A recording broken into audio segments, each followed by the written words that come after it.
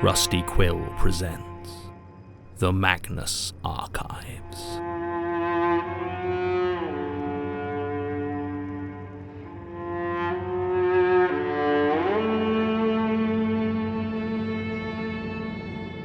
Episode 107, Third Degree.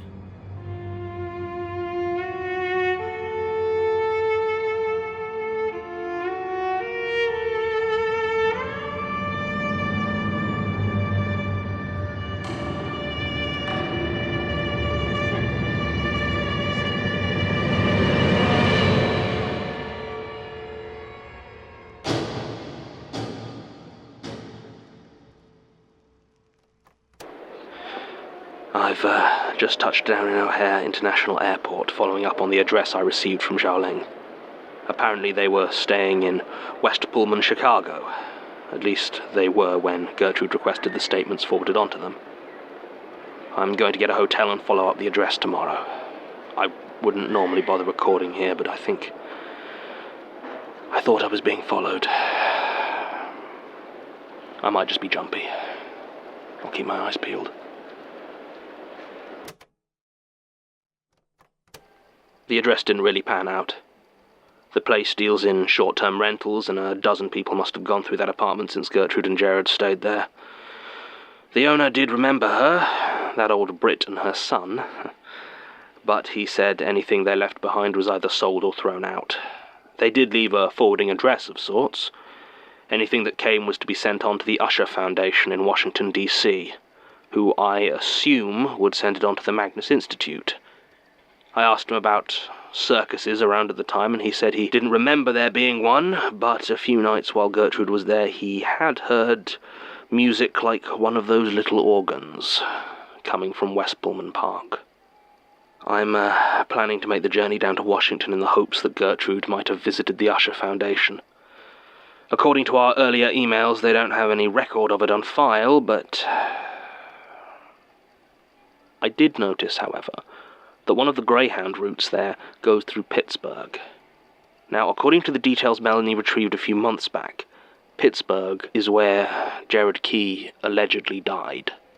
He was admitted to UPMC Presbyterian Emergency Department, having suffered a massive seizure, and died less than a day later.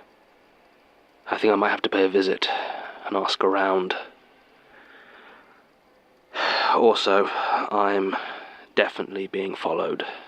There's a police officer. I saw him at the airport as well. He stood out a bit because he wasn't immigration or TSA or anything like that. He just looked like a Chicago beat cop.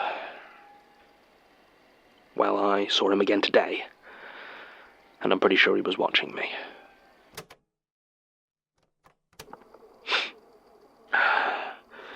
The hospital was interesting. It's all very well being able to get people to answer your questions, but if they genuinely don't remember something, it's not always as useful as it seems. I only found one person, Lewis Brown, a nurse who recalls working the night Jared Key was admitted. His mother was with him, and I almost feel like Gertrude took a perverse joy in the pretense. She explained his condition to the doctor, though could apparently offer no good reason he wasn't in full-time treatment, as his cancer was by this point very advanced. They did everything they could to save him, but he had a second seizure shortly after he was admitted, and there was nothing they could do. Unless he was somehow able to lie to me, this nurse, Lewis, honestly believes Jared Key is dead. Maybe I came all this way for nothing. There's one thing I very much do need to follow up on, though. Apparently Gertrude was arrested shortly afterwards. Lewis only heard about this second-hand, but she was, apparently, caught breaking into the morgue where Jared's body was being kept. I need some sleep. I haven't seen the cops since I left Chicago, so maybe I was wrong. I'm not feeling so good.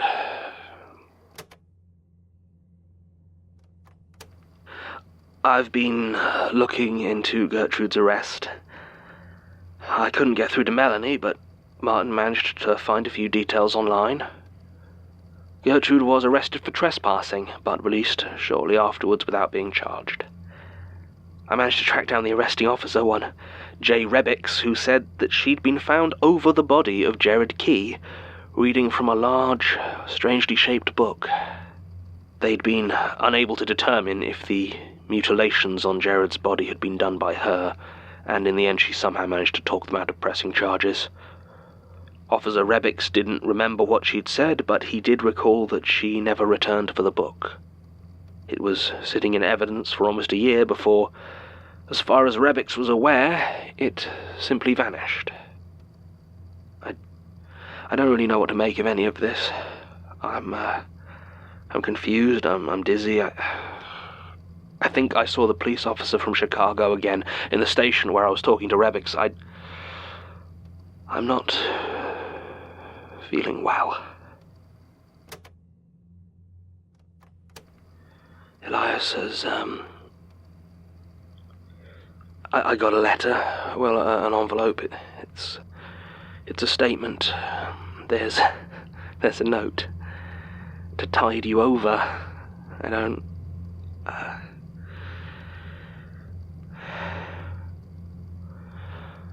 Statement of Howard Ewing regarding his interview with an unidentified member of British Transport Police. Original statement given February 1st, 2010. Audio recording by Jonathan Sims, head archivist of the Magnus Institute, London.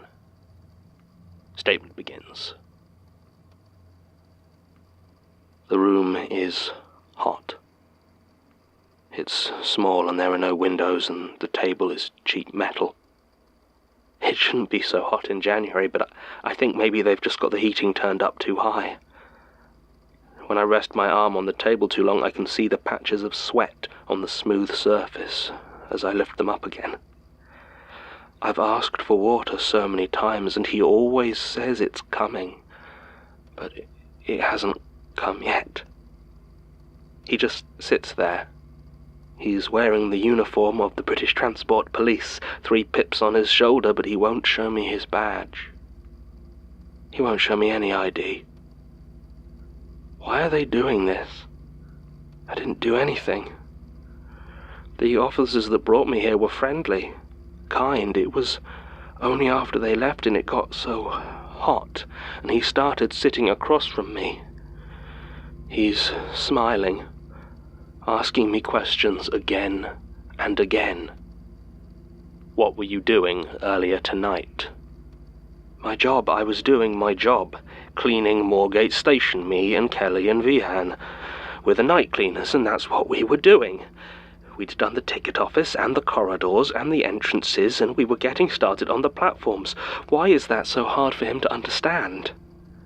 He laughs, and I wince as sweat drops into my eye. When did you first notice something was wrong? We had just started work on the platform itself when we heard the tannoy come on. I don't know how. As far as I knew, it wasn't even powered, but there was that slight crackle, and then, "This is a security announcement." We all waited, confused, but what came out next sounded muffled, like it was coming up through 5 feet of water. I couldn't make out any of the words, and from the looks on their faces, neither could my colleagues. We strained to listen, but after a few seconds it was silent again. We all looked at each other, and Vihan started to shrug when there came an incredible shrieking noise from the speakers. It felt like needles through my eardrums, and it was all I could do to stay upright. I saw Kelly fall to the floor, clutching her head. Then it stopped, completely, and we all looked at each other again, catching our breath, trying to figure out who to report this to and how. How did you become aware of the train? The first thing I noticed was the smell. Even before the noise or the heat, there was a sticky, greasy smell in the air, like burning chemicals and spoiled bacon. I tried to figure out where it was coming from, and I realized it got stronger the closer to the tunnel mouth I moved. By the time I reached the end of the platform, I was almost gagging. The others looked like they had mostly recovered from the screeching tannoy and were noticing my odd movements, and came over to investigate themselves. I saw Vihan pull a face as he approached, and I pointed weakly to the opening of the tunnel. I carefully climbed down onto the tracks and looked out into the dark that led to Old Street. That's when I saw it. What did the carriage look like?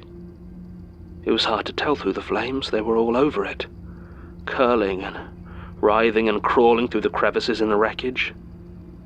It wasn't intact, though. Parts of it were clearly crumpled and broken, and I saw shards of steel and glass embedded in the wall that was lit by the dim red flames. What did it look like? There were people still inside. I could see them. Arms and heads reaching out of broken windows and split metal, blackened and rendered almost unrecognizable by the fire and the heat. But they still moved, and twitched and cried out in pain and terror, scratching at the edge of their burning metal tomb. But everything was choked and surrounded by a thick, acrid black smoke that stung my eyes and lungs, so nothing seemed the same from one moment to the next. What did it look like? It looked like hell. What did you hear? Everything. The tunnel echoed and funneled the sounds until I could hear every agonized cry, every pop and crackle of the fire, the groaning of metal that matched the groaning of the wounded and the dying. It all hit me at once, like the tunnel was pushing the tidal wave of sound out just for me. The shape was perfect for a terrible screaming oven. From behind me I heard the shouts of Kelly and Vihan, though I don't know if it was because they saw it too, or because they saw me fall to my knees in horror. I could hear the tannoy again, now clearly speaking. "Will Inspector Sands please report? Will Inspector Sands please report?" Over and over again. He smiles, and the tiny room gets hotter. "Who is Inspector Sands?" It's a code, one of the codes we use to alert staff to situations of disaster or fire. It usually means there's a fire. It's to keep people calm. It's meant to not cause any panic, keep them safe even if there's an emergency. He laughs, and I wish I could go home. How many people were on the train? I don't know. What sort of train carriage was it? I don't know. Where did it come from? I don't know. Did you scream? Yes. At least I think so. The back of my throat was dry and hot and painful, so my mouth must have been open. I think I was screaming. What were your colleagues doing? Vihan was gripping me by the shoulders, shaking me, yelling at me to wake up. But I was awake. I was wide awake, and I think in some ways he was talking to himself. Kelly was walking past me, trying to battle through the choking, rancid smoke. I hope she was planning to try and rescue those trapped in the wreckage, but maybe she was simply trying to join them. I couldn't do anything to help either of them, and I knew that if I touched them, I would burn them. He inhales, as if in triumph. And where are they now? They're dead. At least that's what I was told when the officers brought me here. They found no wreckage, nothing in the tunnels, no corpses wailing through an underground inferno, just the dead and burnt bodies of Kelly Dwyer and Vihan Prasad. What do you love most in the world? The question sends a shock through my whole body. I know this is what he wants, all he truly cares about. I want to lie, to say that I love nothing and nobody, that I am alone in the world and he'll have to look elsewhere. My tongue burns in my mouth as I try to keep it still. What do you love most in the world? My father. I love my father more than anything. Who am I? I don't answer, and he lets me leave. My father is dead a week later. A heart attack.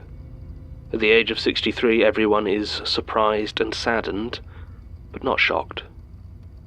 I try to tell myself it's a coincidence that a heart attack is the most natural death in the world.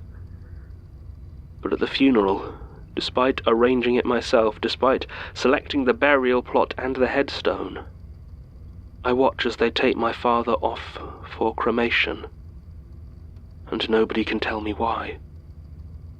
They simply say how sorry they are for my loss, and hand me my father's ashes. I don't want his ashes. I know he'll be back, the policeman with 3 bright pips on his shoulder, and he'll ask me what else I love. And I'll tell him. Then he'll ask me who he is, and I won't say. I don't want to cause any panic. Statement ends. I'm going to bed.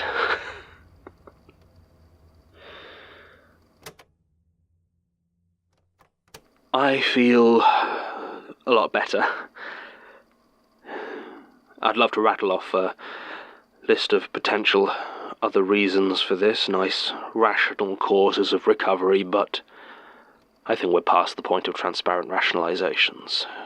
It looks like the recording of statements has now passed over from psychological compulsion into a more physical dependence. I don't know whether this is some sort of classical addiction or something a bit deeper, but either way, this is not the time for experimentation. I am on a deadline, and if I need to be reading statements to stay well enough, then I suppose that's what I shall do. What irritates me most is that Elias was clearly aware of this, hence his sending me this, which seems to serve no other purpose but as a restorative. But as usual, he chose to keep this very useful information to himself. I think I've reached another dead end here. I've decided it's the last one. The Institute needs me there, not jetting around the world following a cold trail that may well not have led to anything useful the first time. I've a Greyhound booked down to Washington, D.C. tomorrow. I'm going to stop in at the Usher Foundation, just in case they have anything that might help. And then I'm flying home. I'm at a rest stop. The buses, they're giving us a comfort break, but there's a woman here in the cafe, the diner, whatever. I've seen her car. I think she's following the bus. She's early 30s, I think, dressed nondescript, hard-wearing denim, old leather. She is definitely watching me. She doesn't look like she's coming over, I think. Hello? Can I help you? Sure. Whatever you're reaching for, don't. What? Keep your hands on the table, and we can all walk away from this. You're English? So are you. Hands on the table. Who are you? Julia, who are you? You don't know me. Should I? No, I guess, just, I mean, everyone normally seems to. Good for you. Not really. So who are you? Jonathan. John Sims. I'm the head archivist for the Magnus Institute, London. Oh, you don't say. So what brings you down to the I-70? Pennsylvania. Look, I mean, you're the one following me. Told you we're asking some interesting questions around a few places back in Pittsburgh. And you seem to have attracted the attention of something we've been watching for a while. My bus is leaving. Let it. You're riding with me. I don't think so. Then try to run. Go on. So, kidnapped. Again. Think of it like an escort. Personal bodyguard. You're heading to DC, right? Come on. We can chat in the car. I'm sure you've got a ton of librarian stories. They might as well just fly by. Do I have any choice? If you did, you'd only make a mistake. Come on.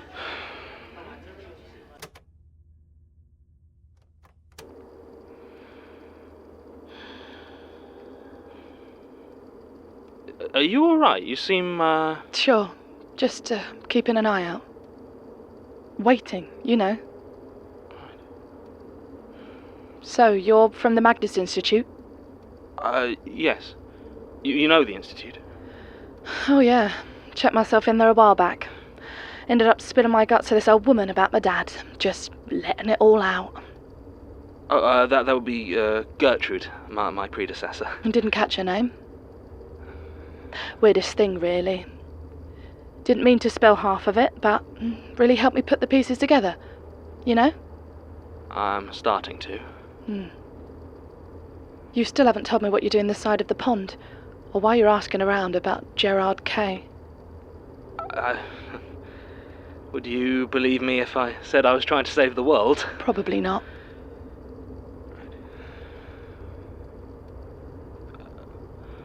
What about you? What brings the daughter of Robert Montauk all the way out here? And why exactly are you...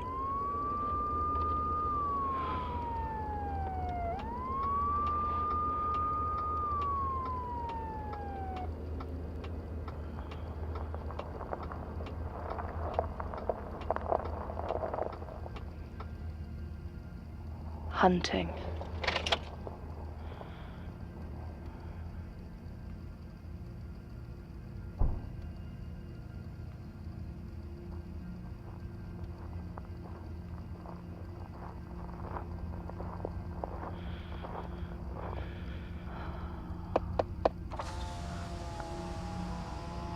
License and registration. Can I see some ID, please?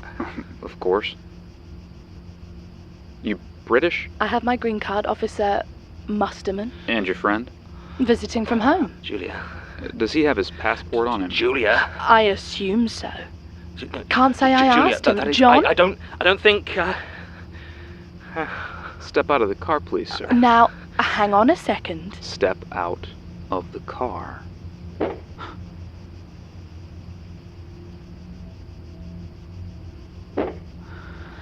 Pop the trunk, ma'am. I mean, there's nothing in there. I'm not going to ask you again.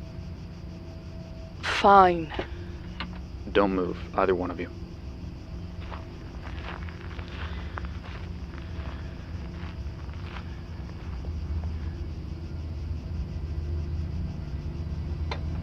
Honey! Yeah.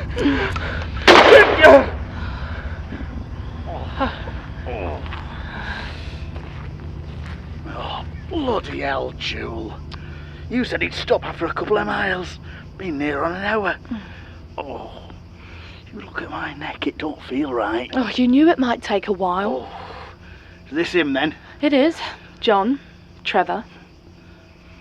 Trevor Herbert, the vampire killer. Julia. He works for the Magnus Institute. He's read all about us. Oh, well then that's something. My thoughts exactly. Time for that later. You two helping or what? This one needs its head off. You didn't kill it? We don't know what it is yet, do we? Well, the police officer... I think I have an idea. Oh, do you now? Then you get the axe. It's in the boot. I don't... Come on. Right.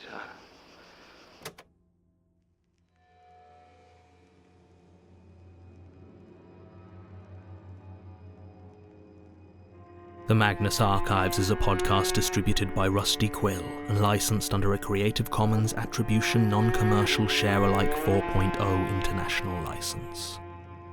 Today's episode was written by Jonathan Sims and directed by Alexander J. Newall. To subscribe, view associated material or join our Patreon, visit rustyquill.com. Rate and review us online, tweet us at The Rusty Quill, visit us on Facebook or email us at mail@rustyquill.com. Join our communities on the forum via the website or on Reddit at r/the Magnus Archives. Thanks for listening.